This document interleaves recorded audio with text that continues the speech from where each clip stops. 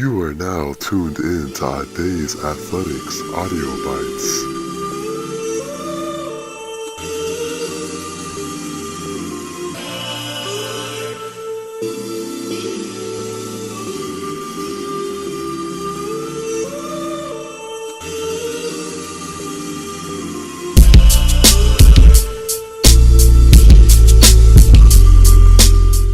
What's going on, y'all? Another episode of our Day's Athletics Audio Bites on my day. Of course, we're going to get straight into it. We're going to talk about some baseball first. I'm surprised the Yankees are on top of the AL East right now with Aaron Judge recently being hurt and everything. Supposed to come back.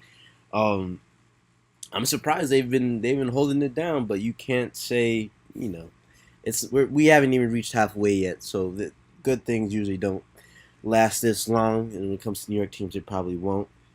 Just look at the Mets. Last time we talked, they were almost, I think, tied for first or tied for second, I believe, in the NL East, and now they're third. And the Braves and the Phillies got a pretty decent team this year, so I don't know. It's tough.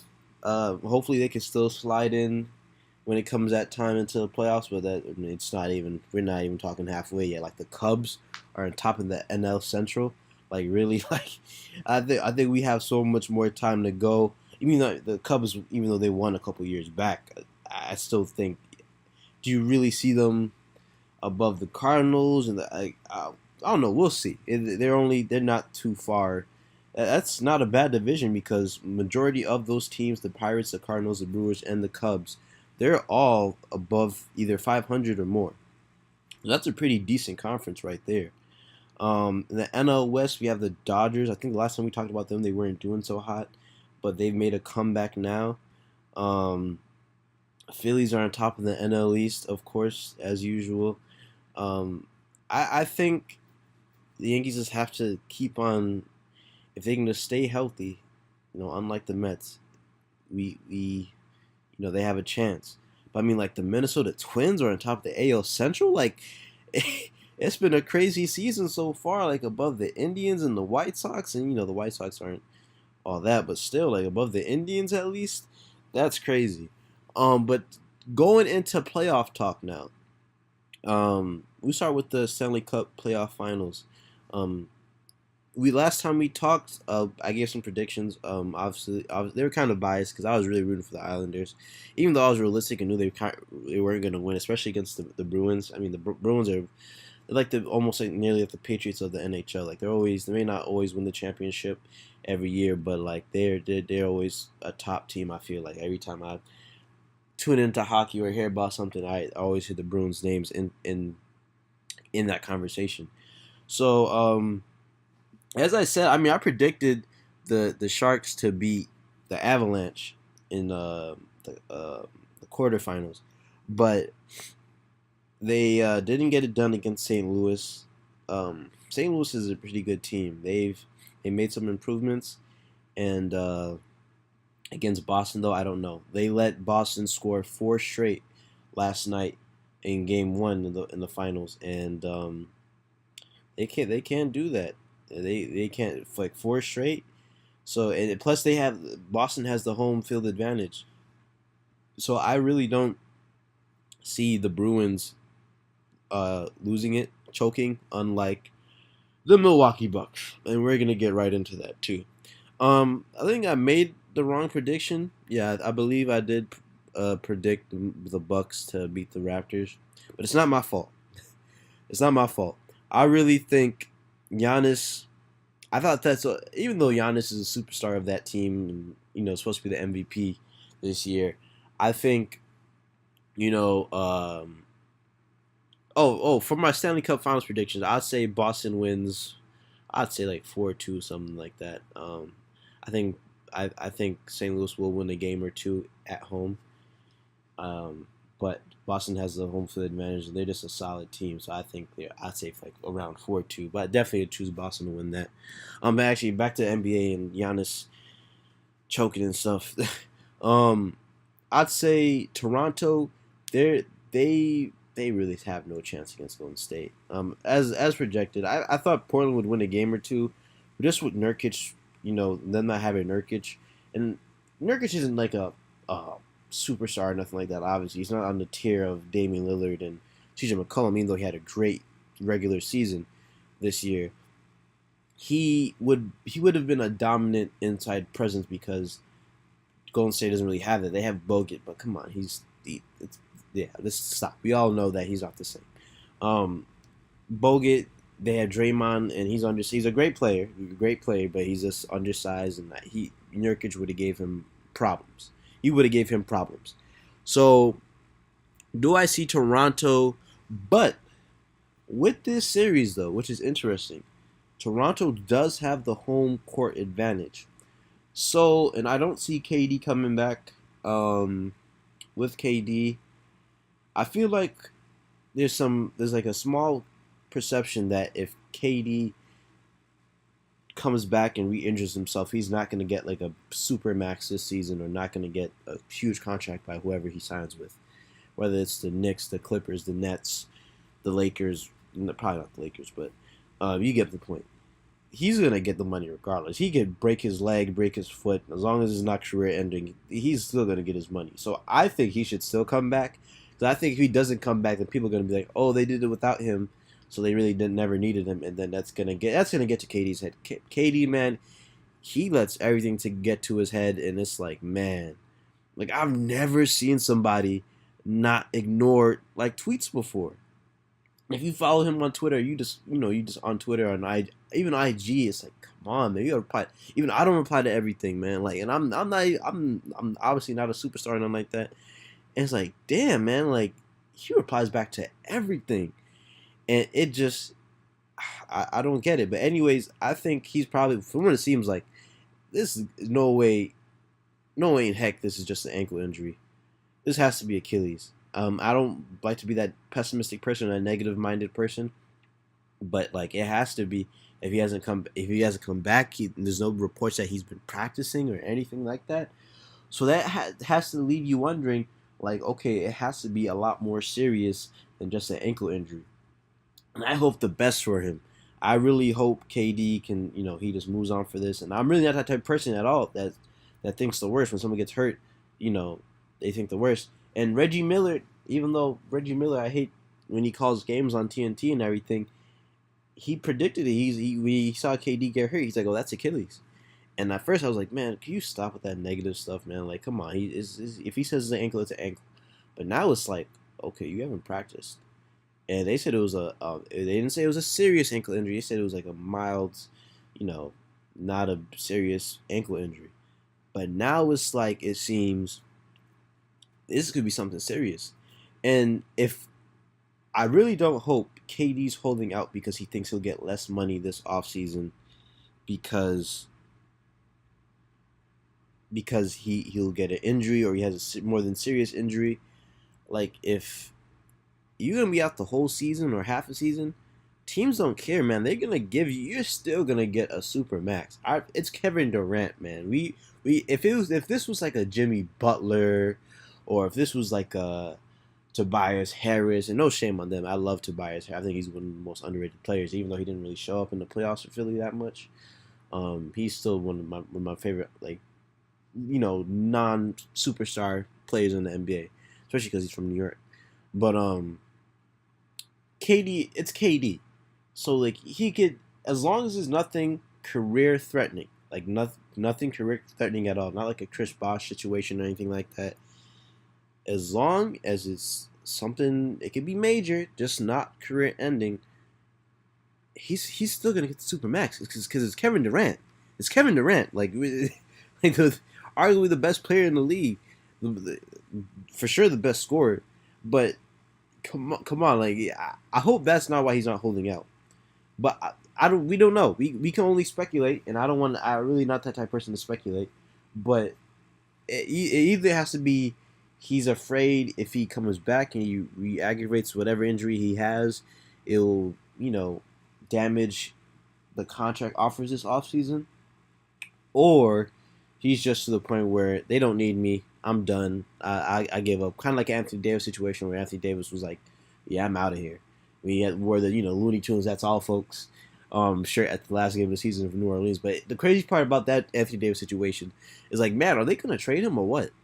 And he probably will be as it gets closer to the draft. But if I had to give a prediction of where he's gonna go to, that's tough because I really feel like as much as the Pelicans don't want to trade to the Lakers because they're both in the Western Conference, that's probably your best option because they have so many talented pieces that you could pair with Zion. Like imagine Lonzo with Zion.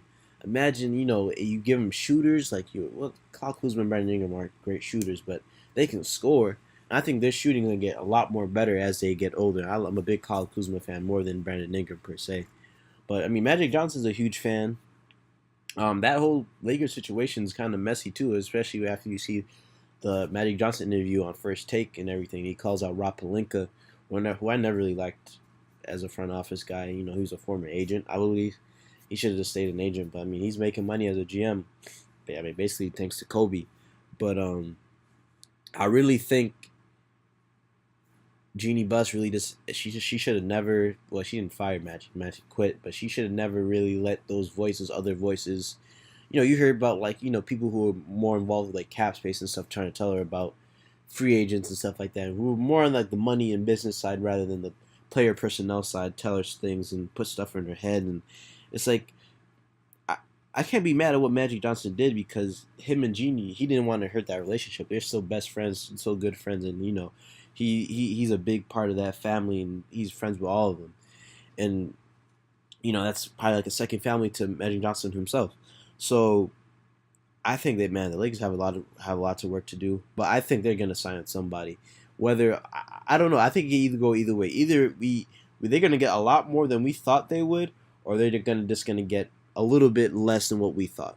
So I think it's either boom or bust. I don't think it's gonna be in between. So I think they're either gonna get Kawhi and like Kyrie or Kawhi and Kemba, or they're just gonna get Kemba, and I mean that's not too bad honestly, especially if they trade, Lonzo and them boys for Anthony Davis. I think we'll know more towards the draft. We'll definitely know more towards the draft, but we'll see. Well, but anyways, back to the NBA Finals. Yeah, Golden State's gonna win this. I really at least that's my prediction. I mean, I've been wrong about the Milwaukee. I think I was wrong about Boston too. Yeah, I've been on my Paul Pierce, man. I mean, not as bad. Like I didn't think they like swept or nothing like that. But I've been 0-2 so far, and at least in the Eastern Conference. I mean, the Western Conference, anybody can predict that. That's not. You don't have to have any basketball knowledge to really predict it. Western. You knew Golden State was really after they beat the Rockets. You knew it was going to be a cakewalk to the finals. But the Raptors have home field advantage, and that's big. That means maybe it can go to 7. Maybe it can, maybe this can be a better. Because I'm really not. I really think we saw the peak of, I think we really saw the peak of the playoffs in the semi-conference finals, in the semifinals. Unfortunately, the semi-conference finals. With Philly and Toronto and Denver and Portland in them, like I think we really saw the peak of the playoffs back then, and I want the rebel in me, as I said before, as I wanted Houston to beat Golden State. Rebel in me wants Toronto to win, but we all know that's not realistic, especially if Steph Curry goes off, especially with like Kyle Lowry and Van Fleet. And I mentioned previously, I'm not gonna hide anything. I mentioned previously that Van Fleet should start over Lowry, but at this point, it really doesn't matter because both Kyle Lowry gave him like 30, I think, in like the first game or something like that against Milwaukee, but it's really like you have it's like choose picking your poison. It's really their choice. I really see Golden State winning that. I'd say I've had the prediction probably like 4-2. Toronto has to win a couple of games at home, at least I think. Like Drake has to be on his annoying, pesky, BS like he was against Milwaukee. He has to be, he really has to. He's like the sixth man of that team. No pun intended. So anyways, moving on. The last thing we'll talk about, unfortunately, this being a New York-based website and everything, we have to talk about the Jets. The day after I published the previous podcast, of course, they fired McCagnon like hours later or a day later, which is crazy. Um, I didn't really think it would come. I mean, if they were gonna fire McCagnon, wouldn't you want this to come before the draft? When you fired Todd Bowles. Now it's just very confusing. I don't know. But if anything, they're saying they're connecting Eagles executive Joe Douglas with the GM search and everything. I think they requested for an interview and everything like that. That's gonna be tough. That's really the only guy I want. I really don't want anybody else. A lot of teams have been doing great this offseason, and their executives have been doing well, but I really don't want anybody else except the Eagles executive Joe Douglas. It just doesn't. I feel like every time I come on here, we gotta talk about something. Like every time we talk, we say something, and then they trade Darren Lee for like, which is how I know this is probably not gonna end well. But I'm just gonna let it rock. Just like how the Knicks did terrible in the I mean they didn't do terrible. It could have been worse, I guess, in the lottery. But just like how the Knicks didn't get a top 2 pick, this is like the same situations where it's like it's something bad happened, but I mean we just have to let it rock. You just have to let it see what happens. And unfortunately, I never you if you listen to the previous podcast on the Days Athletics .wordpress.com, or you just go on YouTube on our YouTube page at Days Athletics. You know that I've never been a face of Adam Gase. I've seen how he's coached. We faced him, which is freaking crazy. We hired the guy that we played against, and they damn near had a worse record than us. They didn't go to the playoffs or anything like that. But anyways, that's a whole nother conversation. But I never been a fan of him. I seen how he's coached. He underutilized all his weapons. He didn't want to play Kenny Stills. He didn't want to play, Kenyon Drake, just Devontae Parker. Like he doesn't. I don't think he's so old fashioned. I don't think he really knows. Even though he was with that season when Payne had one of his best seasons of his career, blah blah blah blah. Yeah, I get it. I said this before. I don't care. Peyton Manning, John Elway. I don't care who recommends. If they would have recommended, I heard that's what got him the job. What got Gase the job. If I'm the GM or the owner of the Jets, and Peyton Manning calls me and gives me a recommendation for Adam Gase, I'm like, thank you for the offer. Thank you for telling them about us. But yeah, no. But that's just me. Anyways, wrapping up. I just want the Jets to get Joe Douglas. I'm hoping this is going to be a good Stanley Cup Finals and a good NBA Finals, and I'm looking forward to more of the NFL offseason and then MLB baseball and everything like that. And as always, stay tuned in Days Athletics .wordpress.com and on Days Athletics on YouTube. Peace out, y'all. Till next time.